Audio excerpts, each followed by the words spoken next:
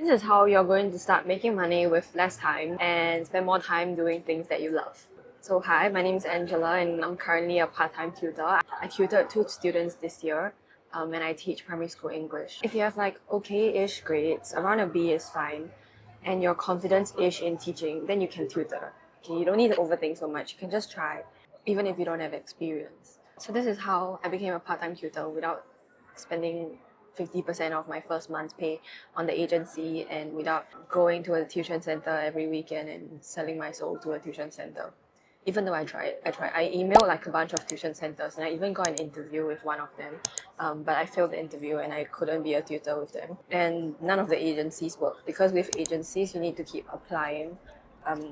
And every time there's a new job, you need to apply and apply and apply. It takes a lot of time. And a lot of the times, like, there are many applicants for that one job. So the chances of you getting picked is very low.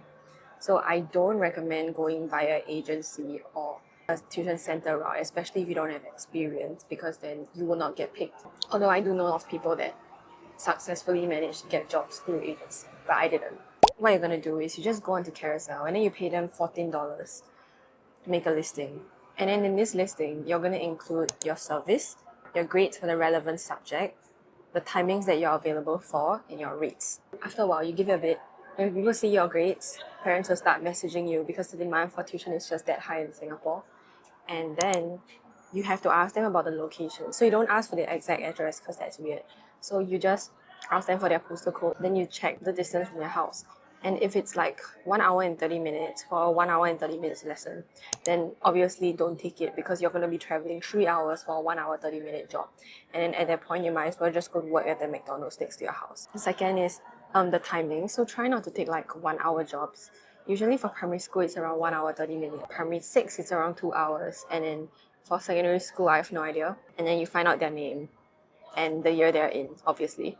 And then in your very first lesson, you should communicate clearly and set very clear expectations with the student and the parent. So if the parent's going to be like, can you guarantee an A? Obviously say no, because you can't guarantee an A. Unless you can guarantee an A, then good for you. Second is you should build rapport with the student. So they're probably going to be very on guard because this is their first time seeing this random person that's in their house. So you'll be very on guard. Third is you assess the student's standard and then you communicate this very clearly to the parent because the parent's going to want to know where their money is going to and whether it's worth it and whether you're just killing time and yapping to the kid, right? They want to know if their kid's actually learning and if you're actually doing things. So this is where you communicate clearly with the parent and you constantly update the parent. With the parent privately over text, you state your expectations for how often you want payment. So are you okay with monthly payment? Do you want the payment to come daily? Do you want it on PayLah, PayNow, things like that? And if you bought textbooks, then you also take a picture of the textbook and then you send it to the parent. Yes.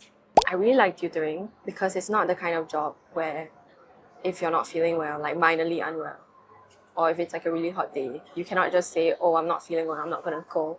Because if you don't go, this directly affects your kids' grades because what if they have a test next week? So it's a very meaningful job and it's low effort, high reward type of job, which is amazing. Whereas if I was in McDonald's working and I was feeling unwell, I would just text the manager and say, sorry, I'm not feeling unwell, and then I would just not show up. Yeah. Secondly is the money is good, obviously. So if you're here, you're probably somewhat interested in tutoring. So before you start tutoring, there are 2 very important things you need to consider.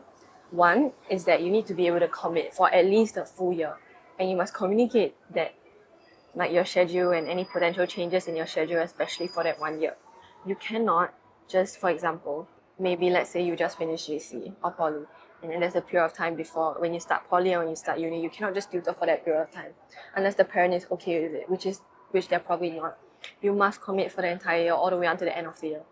Next, if you are doing a high stakes exam this year, for example A-levels or O-levels, don't be stupid, don't go and tutor. Okay, you should prioritize your own grades over someone else's grades. Yes, because most of you, if you are currently watching YouTube, I'm sure you're not in a situation where you need to make money for your family, right? So yeah, just focus on your exams first. Yes, that is all. Everything else you just learn on the job. Go make money now. Bye bye. 静かな光の中映し出す無邪気に彩られたその瞳 Yeah み出す